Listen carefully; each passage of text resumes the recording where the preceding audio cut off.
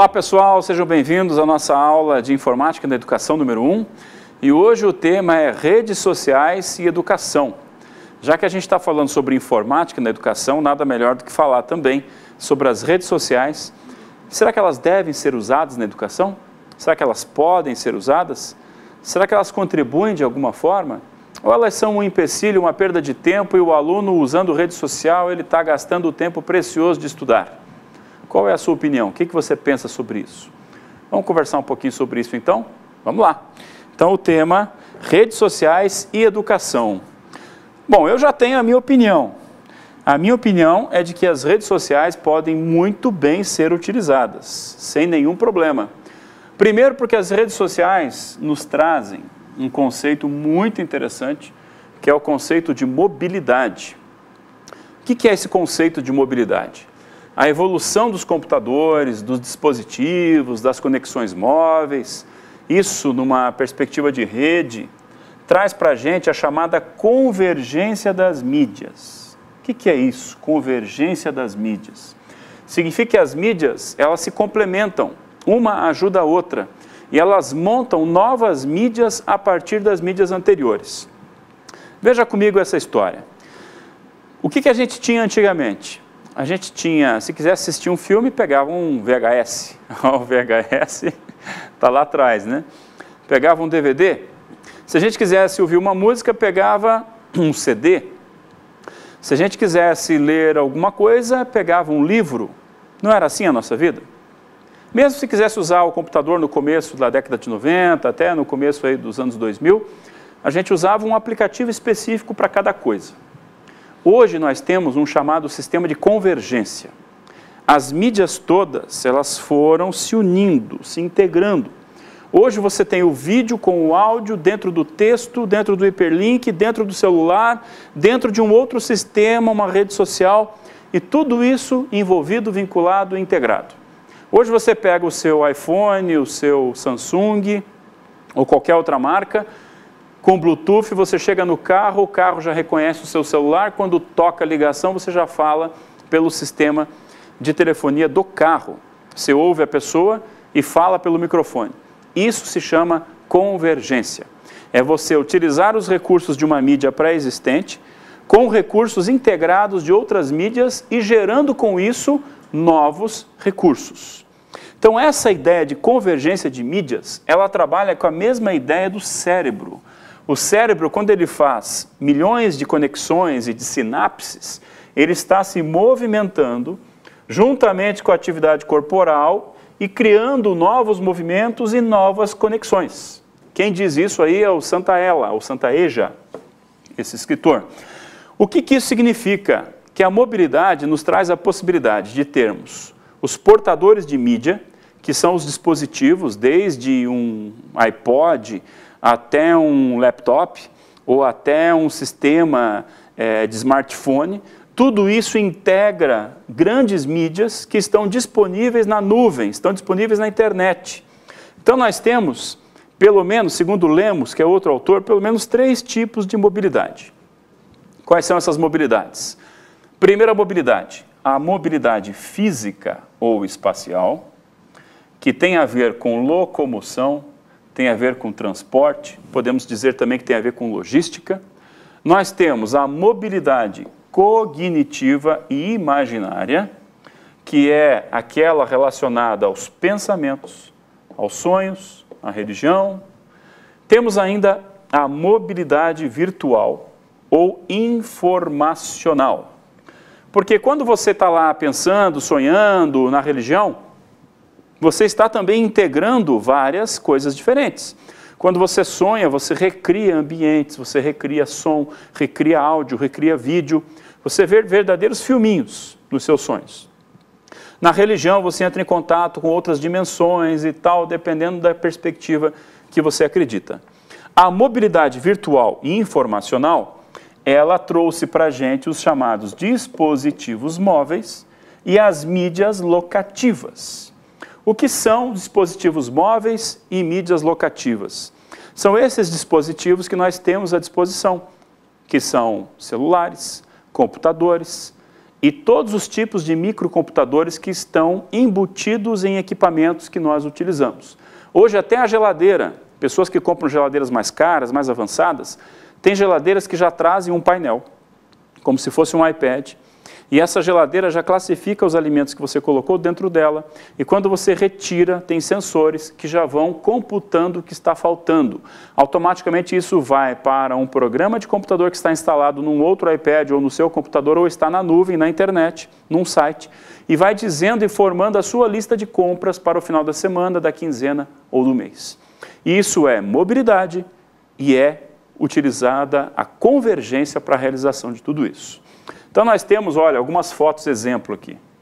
A mobilidade no sentido físico, a mobilidade aqui no sentido que envolve também o físico com outras mídias, e um outro exemplo de uma pessoa que está ali parada sem nenhuma mobilidade. Nós temos linguagens e mediações para que isso ocorra. O conhecimento, pessoal, ele é materializado, não adianta ele ficar no mundo espiritual, no mundo das nuvens. Ele tem que ser utilizado na prática com as nossas habilidades sensoriais. Isso é óbvio, mas o que habilita a estender a capacidade humana é essa nossa capacidade de produzir linguagens, de produzir novos entendimentos. A mediação, portanto, que é o processo que nós fazemos na educação e que utilizamos as mídias, mediação tem tudo a ver, é o mérito dessa linguagem e é estritamente ocorre isso nos nossos equipamentos. Vamos dar um exemplo aqui de mobilidade, mídia, convergência e disponibilidade dessa mobilidade, dessa mídia em tempo real no chamado sistema online. A gente não fala hoje em online, olha só. Todo mundo hoje está online. Olha o YouTube. Esse é um exemplo de algo que aconteceu aí, a tragédia de Nova Friburgo, e esse cidadão, ele fotografou e colocou na internet ao mesmo tempo que estava acontecendo o problema. Antigamente isso ocorria apenas com as pessoas que trabalhavam em televisão, com repórteres, com a mídia jornalística.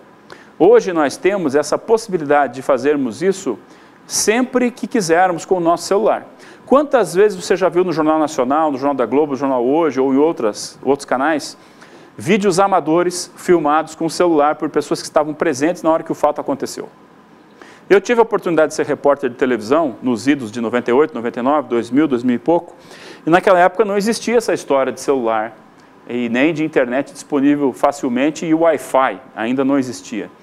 Então a gente chegava na notícia, às vezes demorava para chegar, as pessoas recebiam a notícia no final do dia no jornal, depois de editado. Hoje, em qualquer lugar, você com seu celular já transmite numa rede social, milhões de pessoas ficam sabendo automaticamente. A mídia televisiva oficial, o jornalismo oficial já perdeu força, porque hoje qualquer pessoa é repórter, qualquer pessoa é jornalista, porque consegue divulgar e publicar aquilo que está acontecendo. Então esse é um exemplo da mídia e da portabilidade. Outra coisa, aqui é só uma explicação de como esse cidadão fez isso, mas o importante é que a autoria não é mais uma coisa apenas das grandes indústrias. Hoje nós temos uma autoria, uma foto, uma informação que pode ser dada a qualquer momento. Olha o outro grande exemplo da rede social mais famosa hoje, que praticamente todo mundo está nesse brinquedo aqui, que é o Facebook. Hoje o Facebook talvez seja a arma mais poderosa de integração entre as pessoas. Ali você expõe seus pensamentos, suas ideias, posta fotos, aí você tem aqueles pontos ali de quem curtiu, quem marcou você, tem as conversas inbox, que é uma forma de comunicação, e ainda tem os pedidos de amizade, que são pedidos de novas interações. Isso tudo por meio do Facebook. Além de testemunhas do efêmero, que é o texto que está aqui, essas imagens são voláteis, líquidas, pois são enviadas pela rede, cruzam os ares e amanhã você já não olha para mais nada disso. Veja só, eu sou um usuário frequente do Facebook. Eu gosto de postar, posto muitas fotos, posto ali pensamentos. Quando eu vejo um pensamento de um colega que postou que eu gosto, eu compartilho. Às vezes você também bota um desabafo contra a política, um desabafo contra a Copa em Curitiba, um desabafo contra quantas coisas. É uma forma de expressão e de comunicação para um grupo seleto de pessoas que te seguem ou que são seus amigos, ou que são seus colegas, porque amigos é a forma de dizer. Ninguém pode ter 670 amigos, como eu tenho no Facebook, tem gente que tem 1000, ninguém tem isso. Você tem uma quantidade pequena de amigos e tem colegas, mas é uma rede social impressionantemente forte. Se você entrar no feed, na alimentação do que está sendo publicado nesse momento, você fica o dia inteiro só olhando aquilo. Então você olha aquilo que te interessa. Se você passar 3 dias viajando e não conseguir olhar, a não ser que você seja um louco, um doido, um obsessivo, você não olha o que foi postado, a não ser o que foi recentemente postado. Você vai direto nos sites, nas páginas das pessoas que você gosta, ou daqueles sites que você curte, de informações, de prestação de serviço, tem muitos assim. Então, hoje nós temos uma mídia extremamente volátil, que ela é assim, foi embora. Você viveu aquela experiência, leu, gostou, curtiu e vai embora para outra. E a educação, ela é uma coisa de continuidade, ela é uma coisa que se mantém no tempo.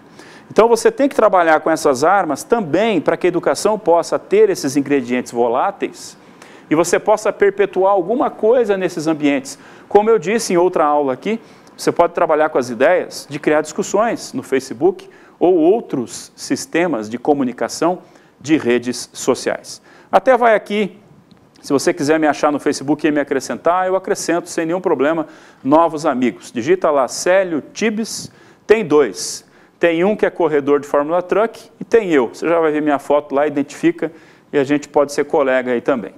Bom, nós temos aqui então uma mobilidade que é ubíqua, conectada. Ela sempre está ali com esse aspecto do observador, daquele que observa, daquele que se locomove, daquele que viaja na rede.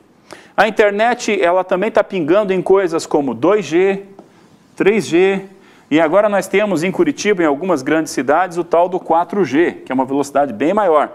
Isso aqui, G é de geração, tá? A 4ª geração de telefonia. Temos ainda o Wi-Fi, que é a rede sem fio, e o Wi-Fi Max, que é mais poderosa ainda. Temos mídias locativas. O que é isso? São dispositivos e sensores que estão à disposição pelo mundo, que são portadores de informação ou que captam informação e que nós podemos acessar. Então podemos definir mídias locativas como dispositivos, sensores e redes digitais sem fio e seus respectivos bancos de dados. Hoje você pode acessar uma câmera e ver o que está acontecendo na Baía de Guanabara, em Copacabana. Você pode ver como é que está a Lagoa dos Patos. Você pode ver como é que está o centro de Florianópolis. Você pode olhar a ponte de acesso a Florianópolis por meio de câmeras de uma rede de televisão. Você pode olhar o centro de Curitiba. Você pode olhar os sistemas meteorológicos espalhados pelo mundo inteiro apenas ao clique da internet. São sistemas de mídias locativas que te trazem informação e conhecimento em tempo real. Agora, essas mídias, elas são atentas a lugares e contextos. E dizer que as mídias são atentas a lugares e a contextos significa dizer que elas reagem informacionalmente aos mesmos, sendo eles compostos de pessoas, objetos e informações. Ou seja, elas nos trazem informações do que acontece, do que se realiza. O que hoje os pais estão fazendo? Os pais hoje estão instalando mídias locativas em suas próprias casas. Pais que têm filhos pequenos instalam mídias com câmeras IP, com protocolos de internet, vão para o trabalho e ficam monitorando o bebê no berço ou os filhos brincando com a babá, com a empregada doméstica pela internet. Ou fiscalizam sua casa, suas empresas, ou ainda se integram em sistemas de fiscalização, como já existe até em Curitiba, escolas e creches que têm câmeras nas salas para que o pai fique tranquilo e a mãe fique tranquila, vendo como o filho está sendo tratado. São as novas tecnologias que integram as mídias locativas e nós podemos fazer isso também na educação. Por que a educação não pode ter uma microcâmera mostrando a aula para outros alunos e outros professores e até para os pais? Que medo é esse de abrir a caixa preta da escola? Por que isso não é possível? Vamos integrar com mídias locativas e com outras mídias. Então nós temos várias mídias. Quem não lembra do Second Life, que não é muito mais usado, mas que você tinha o avatar, você tinha uma figura totalmente esquizofrênica e irreal, que você até brincava e fazia ela como você queria. O YouTube, que todos nós conhecemos, o Flickr, que eu, por exemplo, uso para botar fotos e ter ali como se fosse um manual. Você tem o Twitter para comunicação rápida, com poucas palavras e coisas, e links, hiperlinks, e o Facebook, que é o mais conhecido. Além da Wikipedia, onde você constrói uma biblioteca de conhecimentos internacionalmente aceita. E o que é mais curioso da Wikipedia, não sei se vocês sabem disso, a Wikipedia ela é construída por todos os seus usuários. Até um tempo atrás eu não respeitava a Wikipedia, porque se dizia, não, mas a Wikipedia as pessoas vão lá e escrevem o que querem. Hoje existe um sistema tão imbricado de fiscalização e de retomada da Wikipedia, de pessoas e especialistas revisando a Wikipedia, que ela se tornou confiável até como fonte de referência em trabalhos científicos. Hoje você tem a Wikipedia sendo citada em mestrados, doutorados, como uma fonte confiável a partir daquele momento. A característica que ela tem é que ela é mutável. Então, o que foi dito naquele dia pode estar dito diferente depois. O que é a dinâmica também do conhecimento, um grande exemplo da dinâmica do conhecimento. Se você nunca entrou na Wikipedia, procure, que é muito interessante. Mídias sociais são, portanto, interfaces ou interfaces, conjuntos de interfaces que são integradas, que estruturam a comunicação síncrona e assíncrona. Síncrono é o que acontece ao mesmo tempo, cronos é tempo, e assíncrono é o que não acontece ao mesmo tempo. Então, se você está online no Facebook conversando com um amigo, isso é síncrono. Se você postou uma coisa e seu amigo viu depois, 2 horas depois, isso é assíncrono. E isso entre os praticantes, geograficamente dispersos, distantes em relação ao local em que estão. Interface ou interface é um termo que na informática e na cybercultura ganha o sentido de dispositivo para encontro de 2 ou mais faces, para o relacionamento entre 2 ou mais indivíduos a partir de um sistema comunicacional. Esse sistema ele é dialógico, porque ele permite a relação, e ele é polifônico, porque são várias pessoas que podem falar, comentar, discutir. Já viu os canais do Yahoo, os canais do Google, onde você pode perguntar e as pessoas aleatoriamente podem responder? Pois é. Então a interface está para a cybercultura como o espaço online de encontro de comunicação entre 2 ou mais faces. Forma-se assim um sistema híbrido entre objetos técnicos e seres humanos em processos de comunicação e de construção de conhecimentos. Com isso, os praticantes se encontram não só para compartilhar as suas autorias, como também para criar vínculos sociais e vínculos afetivos. Quem nunca namorou pela internet? Quem nunca paquerou pela internet? Eu vou fazer um testemunho aqui. 2 mulheres da minha vida eu conheci pela internet. Uma eu vivi 7 anos e outra quase 2 anos de relacionamento. Conheci pela internet. Uma conheci pelo MSN e outra conheci pelo Facebook. Todos nós estamos sujeitos a conhecer pessoas também nas redes sociais, nas mídias sociais, termos amigos e conhecer pessoas até com outros objetivos. Há redes sociais específicas para encontros, desde encontros de natureza mais íntima, como encontros para network, para trabalho, para conhecimentos. Então isso tudo é algo que nós podemos utilizar positivamente. Agora eu vou passar alguns exemplos rápidos para vocês. Olha aí, os wikimapeiros, pessoas que constroem esses wikis, a partir de uma concepção que wikimapeiros são os chamados, aqueles que vivenciam processos de inclusão digital, onde a noção de autoria é bastante presente, mas ela é difusa, são várias pessoas construindo isso. Temos isso utilizado para capacitações de liderança, para pessoas que são orientadas a desenvolver ações formativas, temos também para cartografia digital, para colaborar com o mapeamento das comunidades, entre outros objetivos. O fato é, pessoal, que o uso de ferramentas virtuais e aplicativos móveis são elementos estruturantes para projetos de educação, com usos de e-mail, com autores, com textos, com imagens, com informações, a gente pode integrar as pessoas em localizações geográficas diferentes, inclusive com o mapa da cidade. Quem conhece o Waze, que é um programinha aí que avisa até onde está a polícia, já viu? Os acidentes, etc. É o pessoal trabalhando integrado. Temos aí um projeto também que eu acho bonito, que é Entre os Muros da Escola, que também fica aí para você procurar, é só digitar na internet. E temos ainda que pensar sobre essa relação de autoria, onde eu crio, convergência, integrando todas as mídias, interatividade, as pessoas participando e discutindo, a mobilidade, que é o que me possibilita trabalhar em locais diferentes, em pontos diferentes, inclusive virtualmente, e a colaboração hipertextual, que é possível nas mídias sociais e nas redes sociais.